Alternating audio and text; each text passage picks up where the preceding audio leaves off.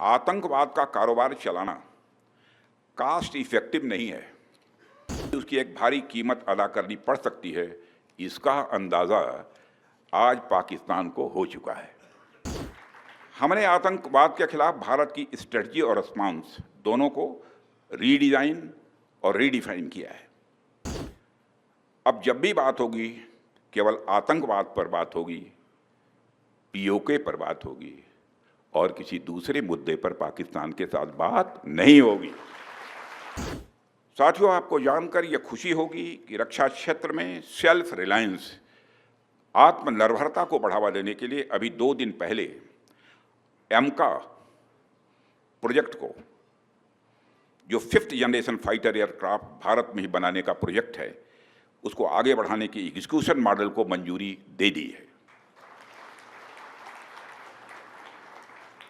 ये एक बहुत ही बोल्ड और बहुत ही डिसाइसिव डिसीजन लिया गया है, जो भारत की डिफेंस कैपेबिलिटीज़ को मजबूती प्रदान करने के साथ साथ इस देश में एरोस्पेस सेक्टर को एक डेप्थ और एक नई हाइट प्रदान करेगा।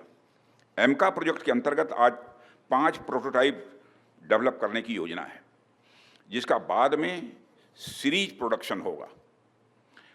यह निर्णय मेक इन इंडिया प्रोग्राम के इतिहास में एक मील का पत्थर माना जाना चाहिए, क्योंकि पहली बार किसी मेगा डिफेंस प्रोजेक्ट में पब्लिक सेक्टर कंपनियों के साथ साथ प्राइवेट सेक्टर ने भी पार्टिसिपेट करने का उसे मौका मिलेगा। साथियों, ऑपरेशन सिंदूर में पूरे देश की जनता ने मेक इन इंडिया अभियान की सफलता को देखा, समझा और उसे महसूस किया है। आज यह साबित हो चुका है कि मेक इन इंडिया भारत की सिक्योरिटी और प्रॉस्पेरिटी दोनों के लिए बेहद जरूरी है। साथियों, भारत की नेशनल सिक्योरिटी में मेक इन इंडिया एक इसेंशियल कंपोनेंट है। यदि हमारे पास यह क्षमता नहीं होती तो भारत की सेनाएं पाकिस्तान के निचले हिस्से से लेकर पीओके तक, पाकिस्तान के निचले हिस्से से लेकर पीओके तक आतंकवाद के खिलाफ इतनी प्रभावी कार्रवाई नहीं कर पाती। साथियों, आतंकवाद का कारोबार चलाना कास्ट इफेक्टिव नहीं है, बल्कि उसकी एक भारी कीमत अदा करनी पड़ सकती है। इसका अंदाज़ा आज पाकिस्तान को हो चुका है।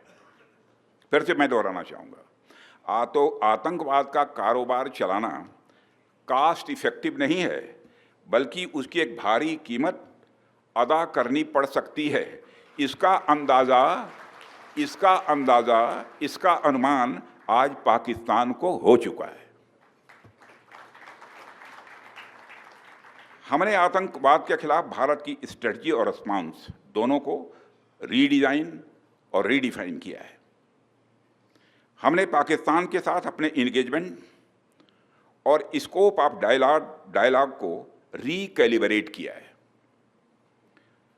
अब जब भी बात होगी, केवल आतंकवाद पर बात होगी, पीओके पर बात होगी और किसी दूसरे मुद्दे पर पाकिस्तान के साथ बात नहीं होगी।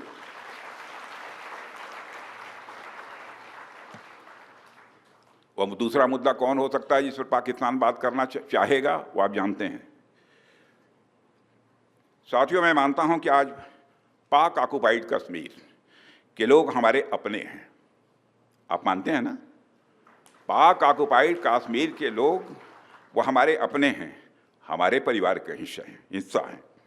हम प्रधानमंत्री के श्री नरेंद्र मोदी जी के एक भारत श्रेष्ठ भारत के संकल्प के लिए पूरी तरह से प्रतिबद्ध हैं और हमें यह पूर्ण विश्वास है कि हमारे वो भाई जो आज हमसे भौगोलिक और राजनीतिक रूप से अलग हैं, वो भी अपने स्वाभिमान, आत्मा की आवाज़ और स्वेच्छा से भारत की मुख्य धारा में कभी न कभी जरूर वापस लौटेंगे।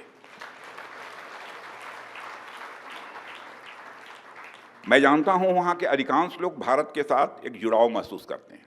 बड़ी संख्या है जो भारत के साथ जुड़ाव महसूस करती है। पीओके में कुछ गिने चुने ही हैं जिन्हें भटकाया गया है, गुमराह किया गया है।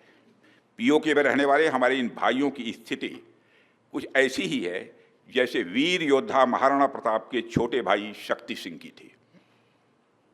मैं फिर से दोहराना चाहूँगा, पीओके में रहने वाले हमारे इन भाइयों की स्थिति कुछ ऐसी ही है जैसे वीर योद्धा महाराणा प्रताप के छोटे भाई शक्ति सिंह की थी।